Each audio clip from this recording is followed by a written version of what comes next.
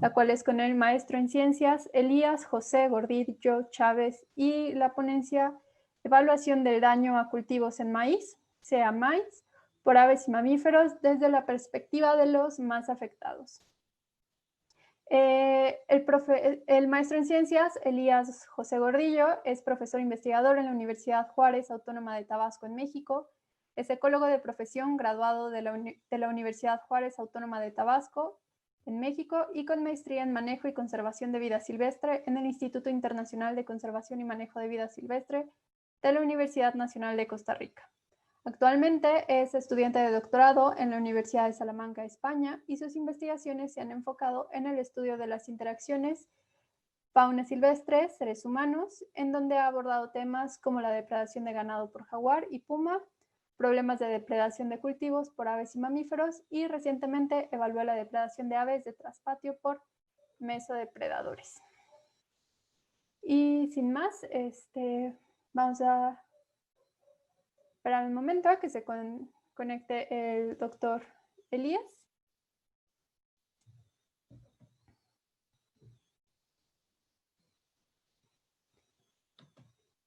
Hola doctor, buenas tardes. Buenas tardes, ¿me escuchan? Lo escuchamos muy bien. Ok, voy a compartir mi pantalla.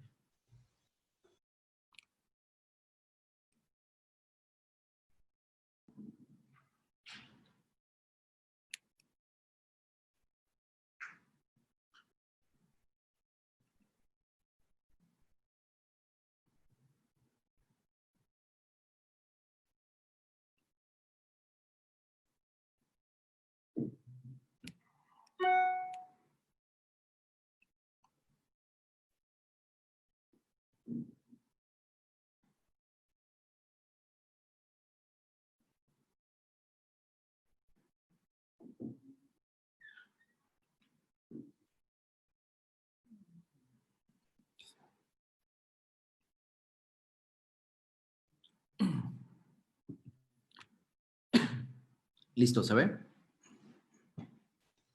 Sí, se ve perfectamente. Ok. Bueno, pues antes que nada quisiera iniciar agradeciendo a los organizadores de este webinar. La verdad es que es un gran esfuerzo y se agradece porque ha logrado convocar a una gran cantidad de gentes a lo largo de todo Latinoamérica. Y bueno, es bonito ver y compartir las experiencias con otras personas que están trabajando en el tema de las interacciones fauna, seres humanos, ¿no? Bueno, del tema que les voy a hablar es acerca de una evaluación de daños que hicimos en cultivos de maíz. Pero además de la evaluación en campo, bueno, también se aborda un poco la perspectiva del daño desde cómo lo perciben los afectados, ¿no? Y bueno, cuando hablamos de coexistencia, pues estamos hablando de una serie de interacciones que se da entre el ser humano y la fauna, ¿no? Parte de estas interacciones a veces pueden pasar desapercibida o no, dependiendo qué tan cercana sea la interacción que tiene un individuo con la fauna que lo rodea, ¿no? Por ejemplo, un claro ejemplo son los polinizadores. De repente coexistimos con estos polinizadores, pensando a lo mejor en las abejas, ¿no? En el jardín o la gente en el medio rural, a lo mejor tiene una interacción más cercana, pero en este tipo de interacciones, pues sabemos, aunque reconocemos que la abeja es por sí sola, es una especie que nos puede causar cierto tipo de daño, sabemos que si mantenemos cierta distancia no tenemos ningún problema, ¿no? Más no es así cuando vemos ya los panales de abeja. Entonces, ahí la interacción, aunque no hay un efecto, un conflicto, como lo marca la literatura, de manera directa, sí lo reconocemos como una amenaza, ¿no? Y en muchos casos, pues esta amenaza lleva a una reacción por parte del ser humano, ¿no? Entonces, hay una...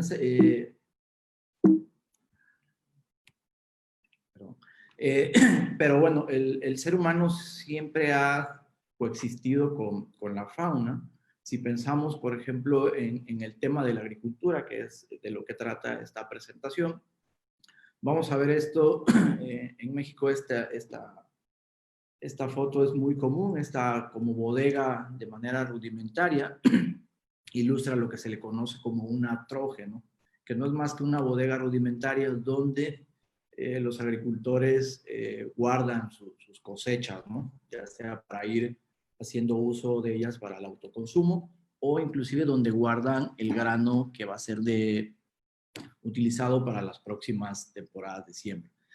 Algo que se acostumbraba mucho en el medio rural era que, bueno, el hecho de almacenar los granos, pues esto atrae lo que son pequeños roedores y por lo consiguiente, pues esto causa pérdidas al agricultor porque le come la cosecha que está guardando y además, bueno, se dan riesgo de enfermedades, ¿no?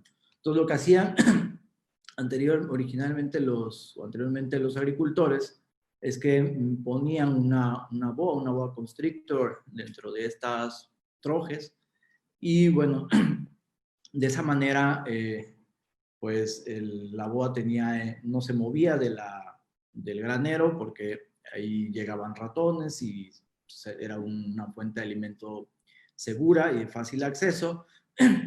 Y el agricultor estaba muy, muy contento porque pues es una serpiente que no le representa ninguna amenaza y le mantenía segura su cosecha por lo menos de los ratones.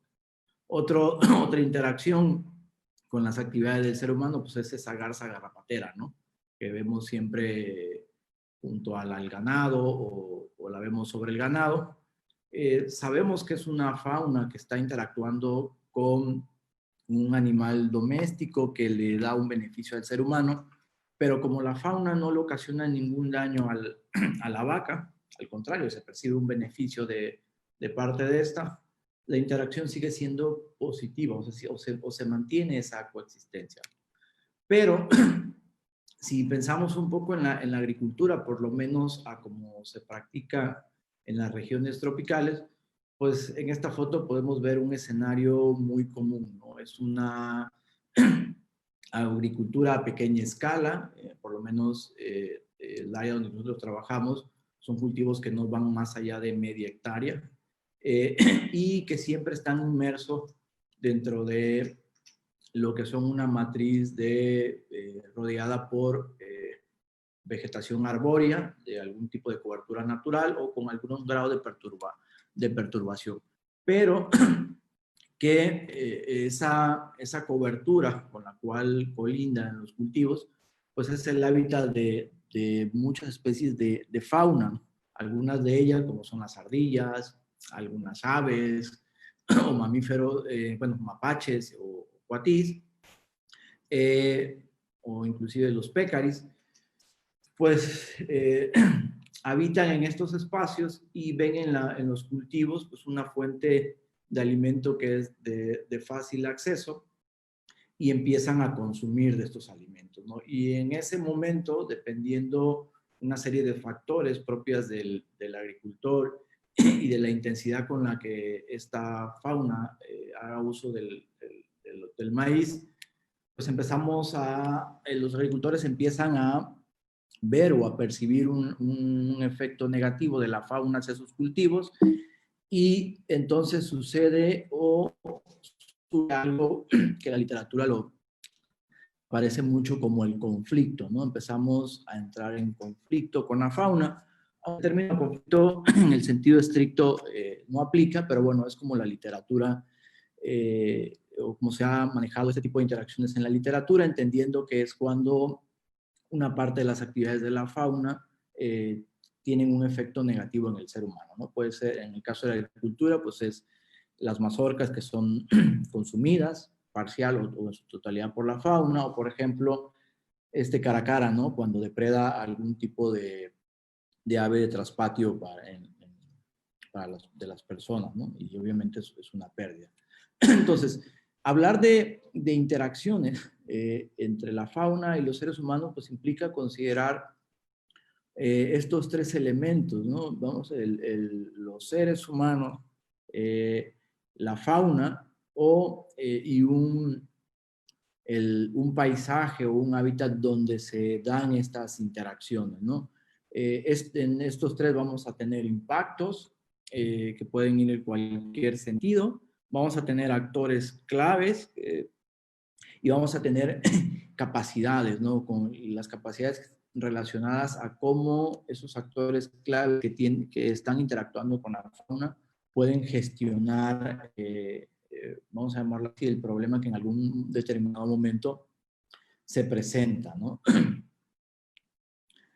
Pero si hablamos que en estas interacciones están involucrados seres humanos, pues vamos a hablar que en el conflicto hay una serie de factores a nivel individual y a nivel sociocultural que varían de individuo a individuo, que condicionan mucho cómo se da el conflicto, ¿no? O en cómo se percibe y en cómo se responde cuando se presenta este tipo de interacciones. Y lo que se ve en muchos trabajos es que, bueno, la respuesta inmediata en la mayoría de los casos, pues es una respuesta que tiene que ver con un control casi siempre letal hacia la fauna silvestre. Y, y esa reacción o esa persecución no siempre es resultado del daño que ocasiona, sino del daño en sí, de la cantidad de daño que está teniendo, sino de cómo el individuo, condicionado por esos factores a nivel individual y sociocultural, hacen que perciba el daño o perciba las especies, y entonces eso condiciona mucho la conducta de cómo, por ejemplo, en este caso, un agricultor va a reaccionar ante el consumo que hacen las aves o los mamíferos de sus cultivos de maíz, ¿no? Partiendo de esto, bueno, nosotros trabajamos en los alrededores de una área natural protegida, en las cuales nos dimos a la tarea de cuantificar el daño causado por aves y mamíferos en cultivos de maíz, y como parte complementaria y que consideramos muy importante, pues evaluar la percepción de los agricultores hacia esta fauna y los daños que causan, ¿no? Bueno, para poner un poco en contexto dónde se llevó el trabajo, bueno, es aquí el estado, se llama el estado de Tabasco, que es aquí en negro, se ubica en el Golfo de México, es hacia el sureste de México, y aquí vemos las dos comunidades que colindan con un área natural protegida, y bueno, tenemos una matriz ahí con diferentes tipos de vegetación. En esta área los cultivos son...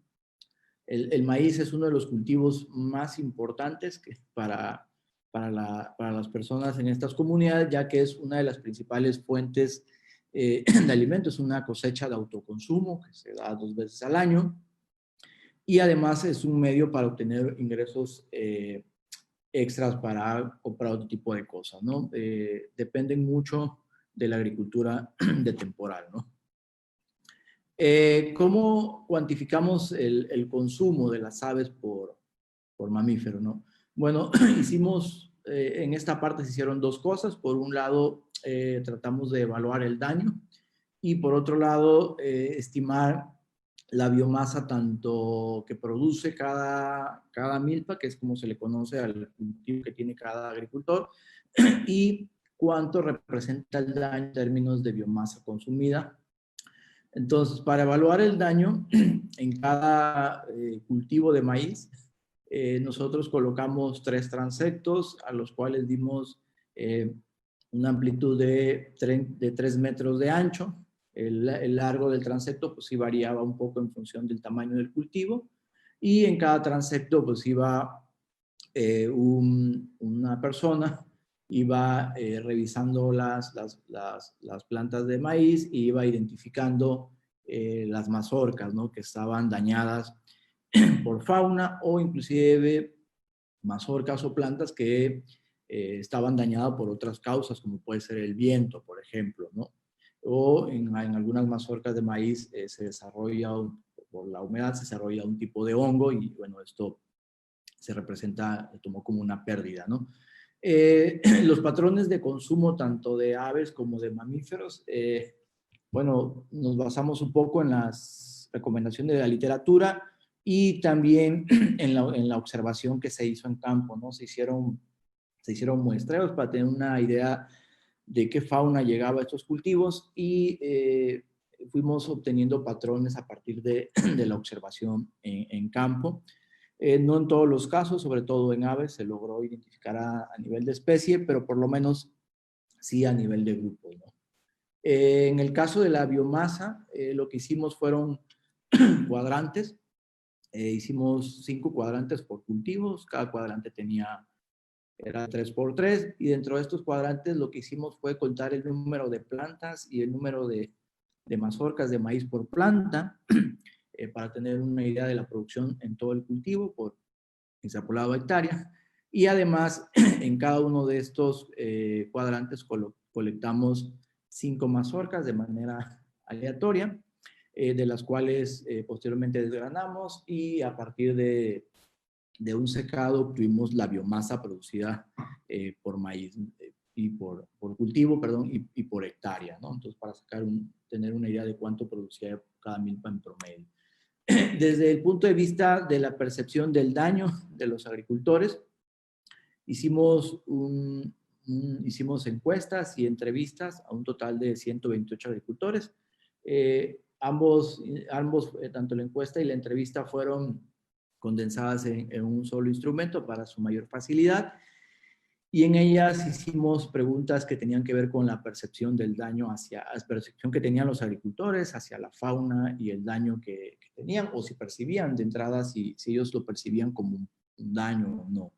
El nivel de tolerancia, o qué tan dispuestos estaban ellos a perder, en cuanto al daño tolerado por los mamíferos, si es que lo existía, los métodos de control que utilizan, y preguntamos un poco acerca de si conocían los beneficios, y tratamos de evaluar un poco las actitudes que tenían hacia la fauna que llegaba a los cultivos de maíz, ¿no? ¿Qué encontramos? Bueno, pues para la gente, para los agricultores, el consumo de maíz representa un problema y una pérdida económica, aunque hay un porcentaje ahí pequeño que dice que, bueno, no representan nada para ellos, pero de estos 128 agricultores, el 70% de ellos también considera que la fauna que está ahí es un problema, y de hecho la catalogan como plaga, ¿no? Sin embargo, algo interesante de los agricultores que entrevistamos es que al menos el 69% de ellos dice que tolera las pérdidas que le ocasiona la fauna, y ellos son conscientes de que creen o consideran que la raíz del problema está en que los animales poco a poco se han ido quedando sin comida, y entonces el problema es la falta de comida de los animales en la selva, y por lo tanto se alimentan del maíz, ¿no? Porque es la fuente de alimento que ellos ven. Y hay otras expresiones que tienen, aunque no lo evaluamos, pero tienen connotaciones un tanto religiosas, con expresiones como los animales son de Dios y por lo tanto también tienen derecho a existir, y por ello debemos tolerar los daños, ¿no? Entonces, es un problema que está presente, representa pérdidas, pero de cierta manera se tolera por las razones que les cuento, ¿no? Para muchas personas, en cuanto a cómo se ha comportado el daño a lo largo del tiempo, este tipo de interacciones, pues hay opiniones ahí un tanto divididas. Un 42%, por ejemplo, piensa que a lo largo, desde que ellos empezaron en la agricultura, la cantidad de daño es igual, siguen teniendo las mismas cantidades de pérdidas.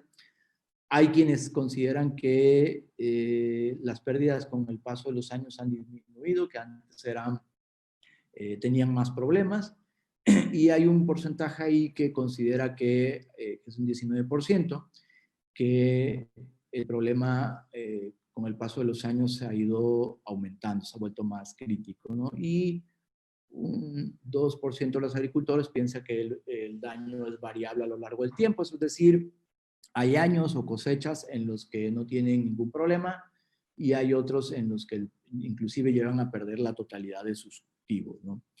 En cuanto a los sentimientos que les representa la fauna que llega a alimentarse a los cultivos, pues a muchos les ocasiona enojo. Hay un grupo importante que es indiferente a la presencia de la fauna en los cultivos, y inclusive para algunos es motivo de alegría porque les gusta de algún modo que ver los animales en sus cultivos o en los alrededores de esto, ¿no? Aun cuando algunos de estos les causan ciertas pérdidas, ¿no? En cuanto a un poco a las actitudes, bueno, la mayoría dice que cuando ve a la fauna en sus cultivos, si ésta está consumiendo maíz o es fauna que él considera que se alimenta del maíz, el primer pensamiento que le viene a la cabeza es ahuyentarlas. Un 42% dice, bueno, mi primera reacción es a tratar de eliminarla, porque piensan que eso puede ser el inicio de la pérdida de sus cultivos, ¿no? Y bueno, hay algunos que toleran las pérdidas y dejan que la fauna se alimente, ¿no? Cuando se les preguntó, bueno, un poquito qué consideraban ellos que debería de pasar con esa fauna que llega a alimentarse del maíz, bueno, muchos dicen, 44% dice que debe irse, el otro 44% dice que debe permanecer y un 12% dice que esta fauna debe ser eliminada de algún modo para quitar el problema que tiene, ¿no? Para dejar de tener pérdidas. Preguntamos un poco acerca del conocimiento en cuanto a la importancia que tiene la fauna para los cultivos, ¿no? Preguntamos sobre si ellos conocían algún tipo de importancia ecológica o algún beneficio que le diera la fauna a los cultivos. Y bueno, el 50% dijo que sí, pero cuando le preguntamos sobre cuál era esa importancia que tenía para esa importancia ecológica, ellos la atribuían, pues curiosamente solo un 27% dijo que esa fauna controlaba plagas de otras especies que llegaban ahí. Y bueno, hay quienes dicen que la fauna que llega a los cultivos la ven como mascota y otro porcentaje importante las ve como una fuente de alimento, ¿no? Que está ahí. En cuanto a la tolerancia hacia el daño, bueno, las personas le atribuyen que por lo menos la fauna les hace perder alrededor del 40% de sus cultivos. Ellos le atribuyen la mayoría de las pérdidas a las aves.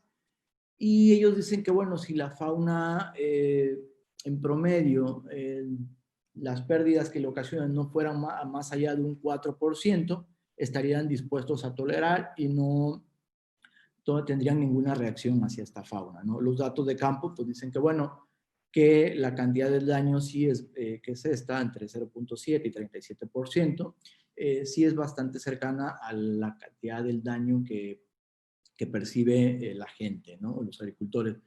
Lo importante aquí es que, bueno, el daño que ellos están teniendo está muy por encima de la cantidad de daño que ellos están dispuestos a tolerar, de las pérdidas que van a tolerar. Eso que está aquí es una gráfica ya poniendo un poco en términos económicos lo que representa el daño por aves, mamíferos y otras causas. Esto que está en rojo, bueno, este es el rango de lo que representa en términos económicos la producción en los diferentes cultivos, que va entre $43 y $820, y el rojo es el porcentaje que representa de pérdidas de cada grupo con respecto al valor mínimo y al valor máximo de lo que se produce en cada milpa en términos económicos, ¿no?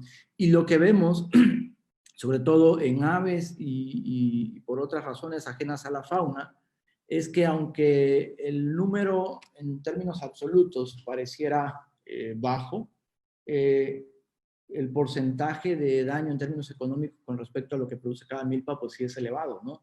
Hay quienes pueden llegar a perder hasta el 62% de las ganancias que obtendría de sus cultivos si la fauna no les afectara, ¿no? En el caso de los mamíferos, bueno, aparentemente es baja de acuerdo a nuestros datos de campo, ¿no? Las especies que ellos perciben son todas estas. Principalmente se atribuyen las pérdidas a lo que son, en el caso de las aves, a las Saracolius moctezuma o a Philorhinus moriu, que es un córvido, y en el caso de los mamíferos se lo atribuyen mucho sobre todo a lo que son el Nasua narica y el Procyon lotor, ¿no? Son las especies que ellos consideran como más dañinas para sus cultivos, ¿no? Y bueno, son las especies que durante los muestreos fueron registradas como las que más visitan los cultivos, ¿no? ¿Qué está haciendo la gente para controlar, manejar el daño? Bueno, hay un grupo que no hace nada, hay quienes amarran perros en los cultivos y los perros pasan ahí toda la temporada de cosecha, porque ellos consideran que los olores y el ladrido del perro ahuyenta a algunos mamíferos como son los nasúas o los pécaris, ¿no? La cacería, hay quienes van directamente a cazar a la fauna, sobre todo mamíferos, porque también representan una fuente de alimento para ellos. Y la vigilancia, en el caso de las aves, pues no es una vigilancia simplemente ir y estar en el cultivo y espantar a las aves que llegan, pero en el caso de los mamíferos muchas veces la vigilancia se acompaña también con armas de fuego y bueno, son utilizadas para matar ya sea mamíferos o a veces las aves que llegan ahí, dependiendo del tipo de arma de fuego que utilicen. Hay quienes utilizan espantapájaros, es una medida que puede llegar a ser eficiente de acuerdo a ellos, pero bueno, tienen que estar cambiando de lugar, inclusive modificando el espantapájaro, si no se les vuelve costumbre a las aves y al rato se terminan perchando en ellos. Hay algo que apareció aquí, que es el envenenamiento aplicado sobre todo a aves.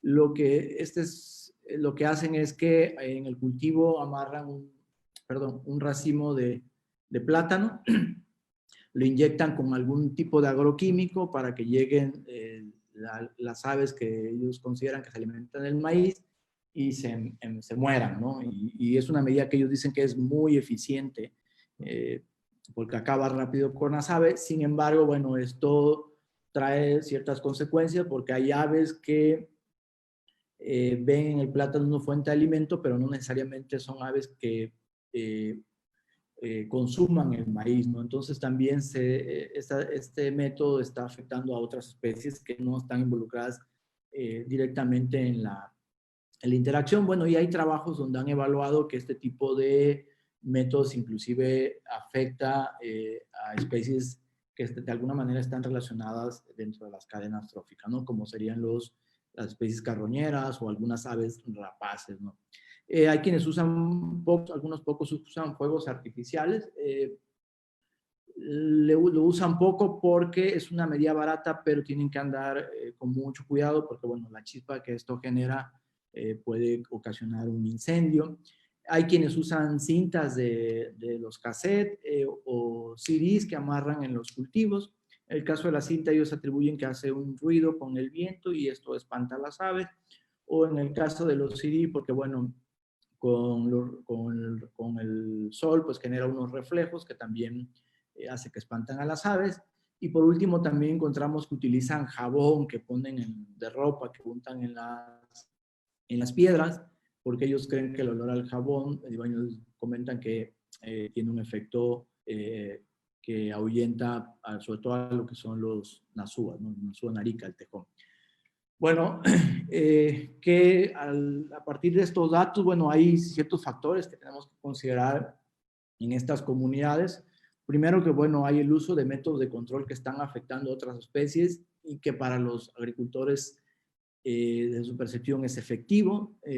Algunos sí son conscientes del riesgo que representa para otras especies, pero aún así lo están utilizando. Tenemos algunas percepciones negativas o que han ido cambiando durante el periodo de estudio. Hay poca disposición al cambio y esto en parte puede estar dado porque, bueno, primero son personas la mayoría de los agricultores son personas de más de 50 años, son personas que toda su vida han practicado la agricultura de cierta manera y es muy difícil que quieran cambiar o implementar cosas diferentes a como ellos están haciendo, ¿no? Y bueno, también hay experiencias negativas en el pasado que han de alguna manera desincentivan a la gente a tratar de modificar ciertas cosas o a tratar de probar otras cosas. Y bueno, uno de los grandes retos es cómo incrementar la producción en estas zonas de una forma amigable con el entorno, ¿no? Y cómo ir cambiando estas percepciones. Y bueno, creo que algo que también vale la pena es empezar a retomar métodos de control no letal que ellos perciben y utilizan mucho y que de acuerdo a la percepción que ellos tienen, dan buenos resultados. Bueno, habría que, que evaluar hasta qué punto, ¿no? Bueno, y eso es todo. Gracias.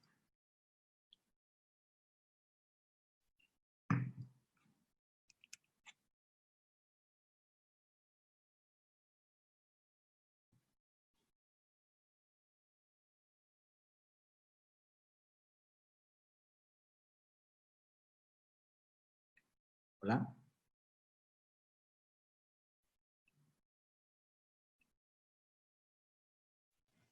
Hola, doctor. Muchísimas gracias por la ponencia. Es muy interesante esta perspectiva que no habíamos tenido en el webinar sobre pues, este grupo de fauna y que se alimenta de maíz. Nos están llegando algunas preguntas. La primera es si usted considera que se puede usar a la religión como un arma para sensibilizar a la gente campesina, sobre todo considerando que en Latinoamérica la religión cristiana está muy arraigada en los pueblos rurales. La religión evidentemente es algo que mueve mucho. Por ejemplo, en Guatemala a mí me sorprendió mucho hacia la parte del Petén, que en el manejo de las interacciones con felinos haya un grupo ahí como de jóvenes de una religión y que a través de la religión están abordando también estos temas de conservación, ¿no? Pero realmente, desde mi punto de vista, yo creo que es bastante arriesgado. La religión es como, meterse con religión es como empezar a debatir entre política y deportes. Puede llegar a ser algo muy polémico y algo bastante sensible, ¿no? Quizás sí se pueda abordar, pero hay que ser muy cauteloso en cómo hacerlo y desde una perspectiva un tanto imparcial, ¿no? Y para eso habría quizás que empezar a estudiar más estos temas de cómo la religión, si los temas de conservación en algún modo son tocados por las diferentes doctrinas religiosas que existan, ¿no?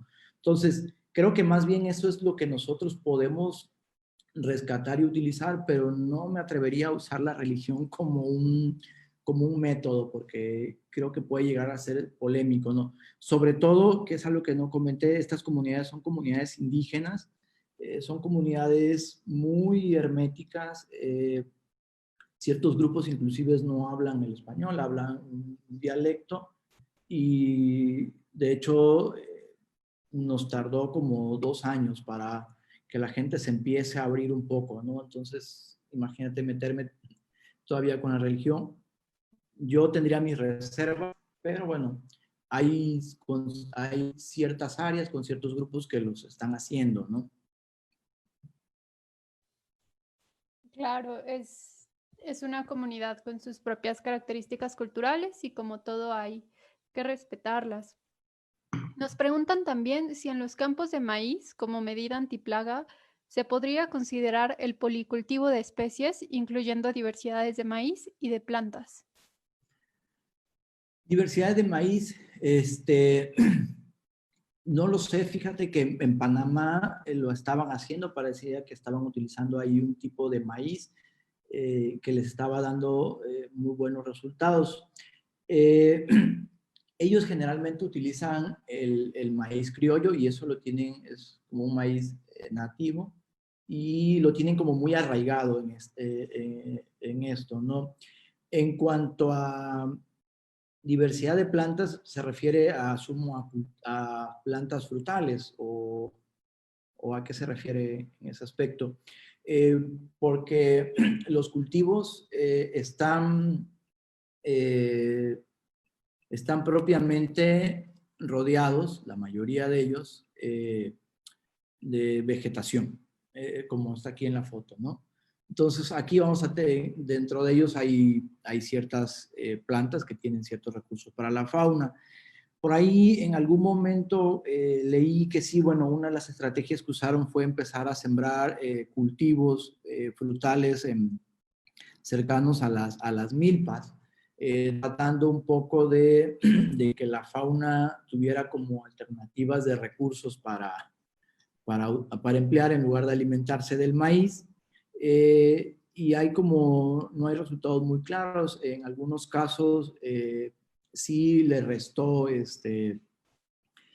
consumo al maíz o a la milpa, pero en otros casos lo único que hizo fue que atrajo una mayor cantidad de especies y bueno, los daños se incrementaron.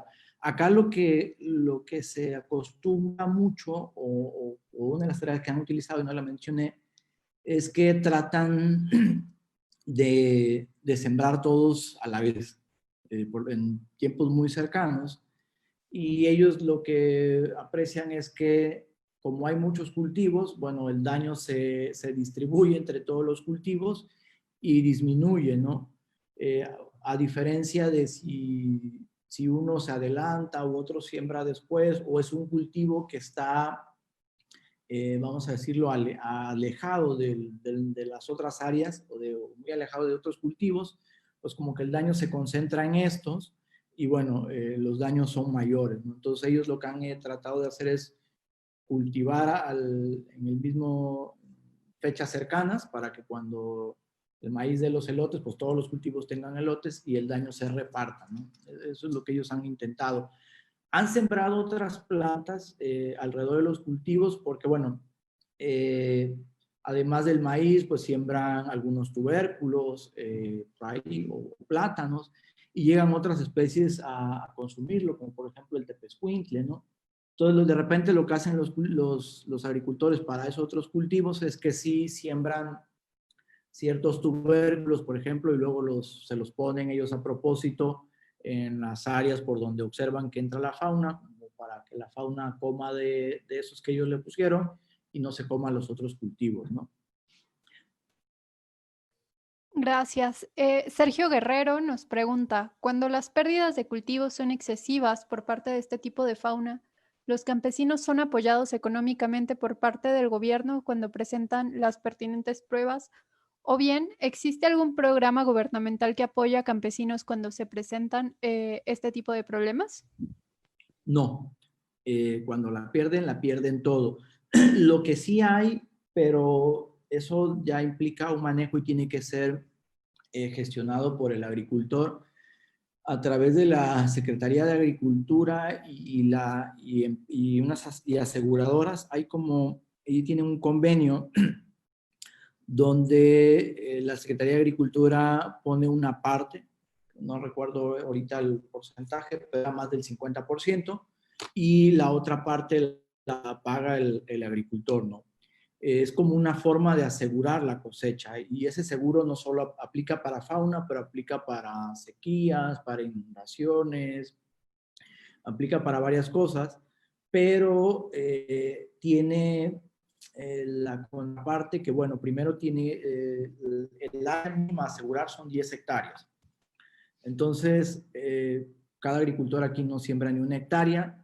La empresa sí da las facilidades para que se junten varios agricultores y aseguren las 10 hectáreas de forma grupal, pero tienen que hacer también un plan de manejo y tienen que ajustarse a las fechas de siembra, meter esta documentación y entonces sí, cuando ellos tienen pérdidas, pensando en fauna, ellos hacen el reporte a la aseguradora manda un ajustador si la ajustadora verifica que se está cumpliendo con el plan de manejo que ellos registraron, paga un porcentaje de estas pérdidas, ¿no? Pero ese instrumento funciona en agricultura más tecnificada. En estos pequeños agricultores, pues el agricultor cuando pierde toda la milpa, la pierde, ¿no? No hay una forma no hay un mecanismo de compensación de pérdidas.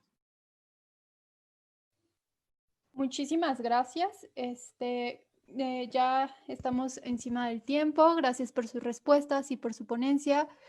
Por último, si pudiera compartirnos nuevamente su información de contacto para que las personas que todavía tienen preguntas se puedan acercar a usted y conocer más sobre su proyecto. Sí, gracias. Y si gusta agregar algún otro comentario. No, simplemente agradecer. Este tema es bastante interesante, pero es un reto también muy grande porque estamos hablando de múltiples especies y, bueno, son especies que no son, muchas de ellas no son carismáticas, ¿no? Entonces, pero bueno, es un tema creo también bastante importante, ¿no? No más ni menos que otro tipo de interacciones, por ejemplo, con carnívoros. A mí también me fascina.